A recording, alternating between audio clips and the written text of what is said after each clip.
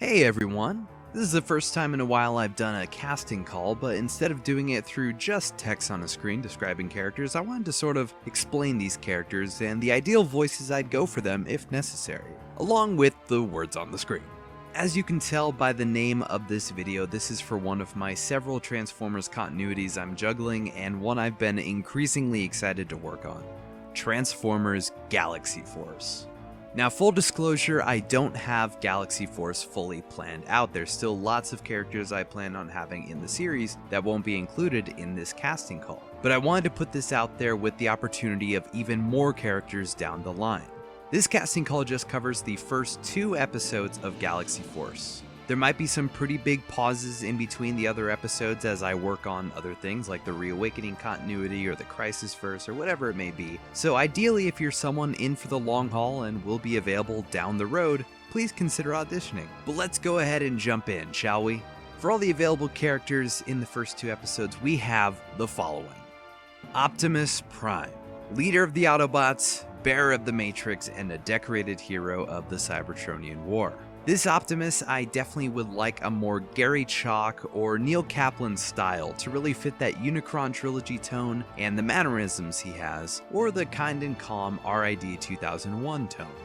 Wingsaber, one of Optimus's most trusted lieutenants. Wingsaber is often in over his head when fighting the Decepticons and can be a bit too overconfident for his own good.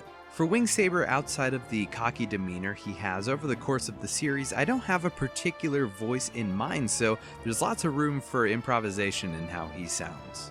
Red Alert, incredibly similar to that of his characterization in Cybertron with his cautiously optimistic demeanor, and there is a significant caveat to his character that whoever lands the role I will discuss with further.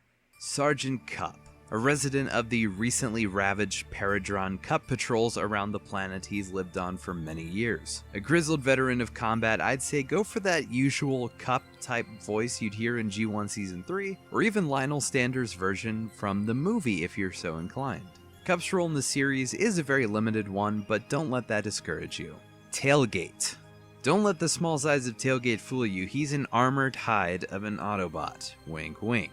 A tough but calculated soldier, he's never one to shy away from a fight but will always help his allies in need. For Tailgate, I'd say maybe lean on a Billy Brown style voice similar to that of Cliffjumper in Transformers Prime. You know, the replacement for The Rock. At least that tough guy tone that Cliff has. Scattershot.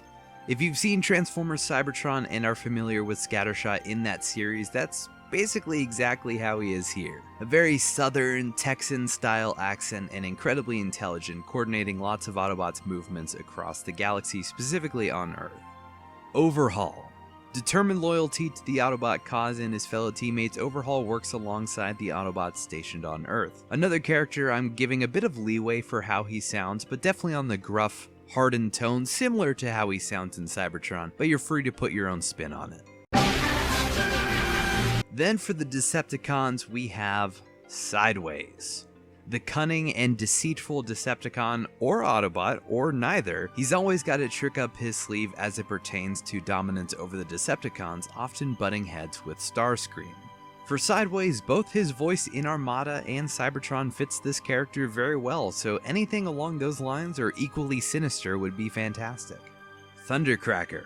To keep in line with Cybertron, Thundercracker is very similar to his interpretation here, often being the subordinate of Starscream. Voice-wise, I will definitely accept his very southern redneck type accent, but I also have a pretty relaxed criteria for Thundercracker. Mudflap. Menacing in size, but not so much in intelligence, Mudflap follows the strongest leader of the Decepticons. Plenty of wiggle room for his voice, but keep it on the deeper side, similar to maybe Bulkhead in Transformers Prime, somewhere around that range. And that's about it for available characters in the first 2 episodes. If anyone has any questions about any of these roles, more clarification, whatever it may be, please leave a comment down below. I am more than happy to answer any and all inquiries. And if you're interested in auditioning for any of these roles, you can reach me via email at shocktimus989@gmail.com or through Discord, which should be shocktimus989 or shocktimus9895526, if that's still a thing that Discord does with the number. Anyway, To give some time for everybody, I will have the cast narrowed down in, let's say, 2 weeks. 2 weeks for the audition process. I'm so excited to finally be working on Galaxy Force. It's been a series I've been working hard to realize for a while now, and I'm equally excited to hear from all of you. Thank you so much for checking this out, and best of luck.